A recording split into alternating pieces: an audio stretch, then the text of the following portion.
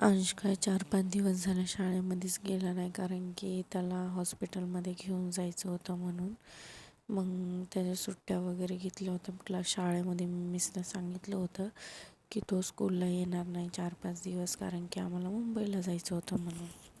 Hospital जर का एकदा मागं लागलं की ते काय पिछाच सोडत नाही, तसंच झालेलं आहे आमचं.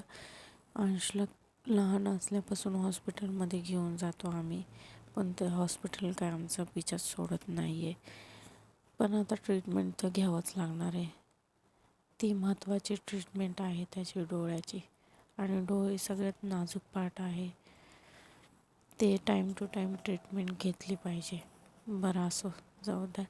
मग सकाळी अंशला उठवलं वगैरे, ब्रश वगैरे केला, आंघोळ वगैरे घातली, कपडे वगैरे घातले, आणि मी आज त्याला डब्याला बेसन पोळी आणि चपातीच केली होती. मग मी त्याला स्कूलमध्ये सोडवायला गेले. खूप जास्त खाडे झाले होते त्याचे. मिसला मी सांगितलं होतं की तेव्हा नाही येणार म्हणून. मिस पण शाळेतले पण सगळेजण समजून घेतात, अशीच लोक पाहिजे, सगळेजण समजून घेणारे.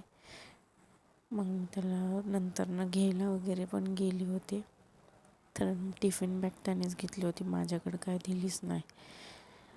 तर असा होता अंश स्कूलचा 52 डे. तुम्ही त्याचे डेली व्लॉग पाहत जा. मग मी त्याला घेऊन वगैरे आले घरी. ते फूल तोडलं होतं त्या रस्त्यामध्ये, तर त्याने बघा घेतले. आणि मग घरी आल्यावरती मग मी वांगं बनवलं आम्हाला. Thank you so much for watching.